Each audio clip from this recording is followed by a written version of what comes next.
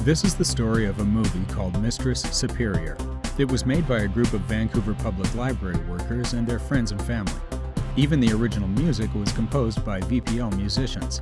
The film cost about $4,000 to make and took about a year to shoot, mostly on Sundays. It's a story about a dominatrix, Mistress, and her slave named Boy.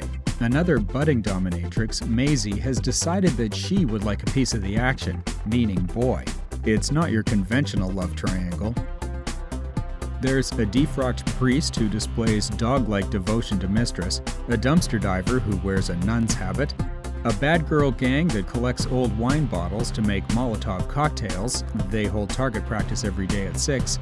And there's a preacher with a dozen wives who wear adorable stuffed animal hats. They live in a town called Plentiful.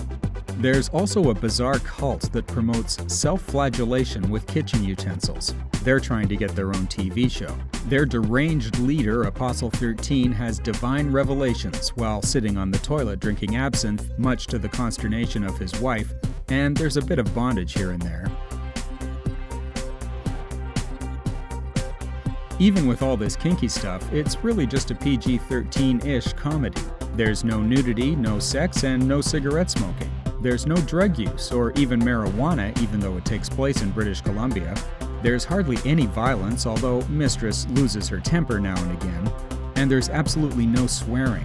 One 7-year-old actor's performance was so profanity-laced that all her scenes had to be cut. Oh, go to hell. Oh, shit. Now I'm in trouble.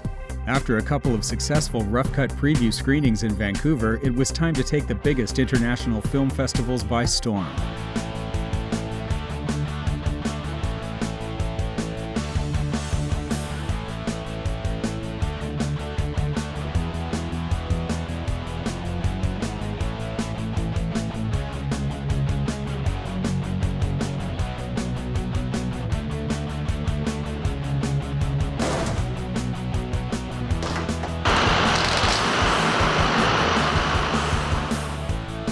Even Vancouver, the hometown festival, gave it the thumbs down.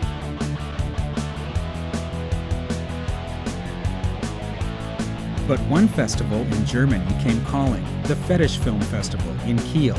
They wanted to show this little film, and they even offered to help subtitle it in German. In hell, it's all squat toilets, and you have to rip pages from an old Surrey phone book. Mistress Superior debuted as the 2010 festival's opening night feature.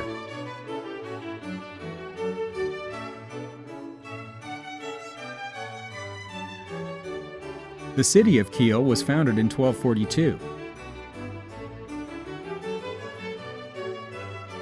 At 250,000 people, it's the most populous city in the northern state of Schleswig-Holstein. The city is at one end of the Kiel Canal, linking the North Sea and the Baltic. After Panama and the Suez, it's the third busiest canal in the world. Kiel is most famous for the Kiel Regatta, the world's largest sailing event. Sailing and shipbuilding figure prominently in the city's history. During both World Wars, it was the primary base for the Kriegsmarine, in particular the U-boat fleets. As a consequence, the city was heavily bombed during World War II. Today, Kiel's a thriving city and a great place to visit.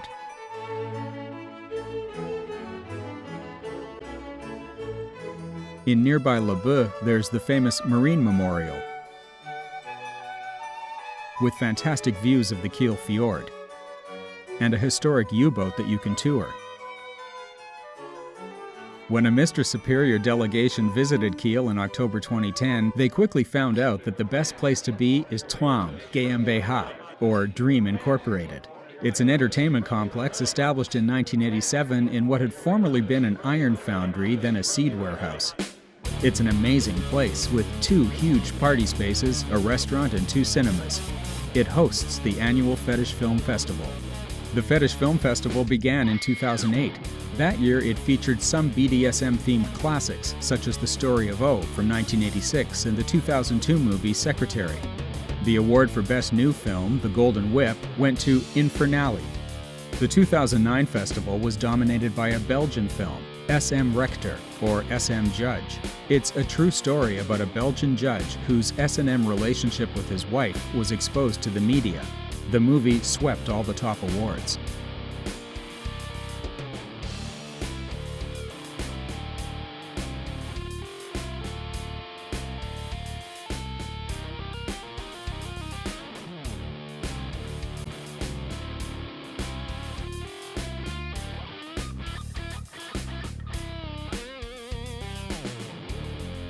The 2010 Golden Whip went to American Fetish, a film with no shortage of kinky content. But the stars of Mistress Superior, Electra Harris and Jacob Green, won the top acting awards. Suddenly, the film was in demand at festivals all over the world. Media campaigns were launched promoting cast members for Golden Globe nominations, or failing that, Genie Awards. And there was the inevitable music video.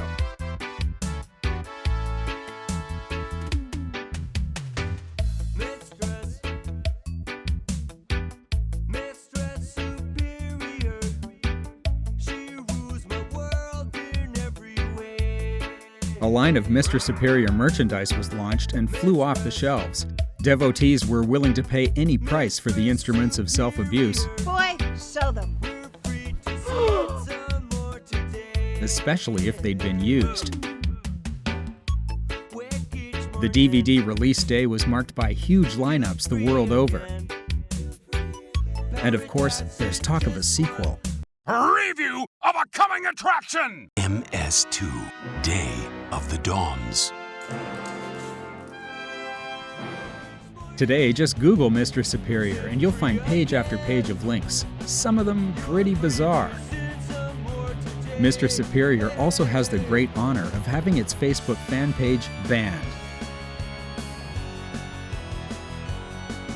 And in probably the greatest sign of success, all kinds of websites where you can illegally download the movie.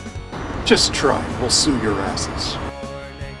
As time goes by, Mistress Superior the movie continues to lead the vanguard of no-budget indie comedies about non-erotic prostitution and religious coercion. Carry on, Mistress. We salute you.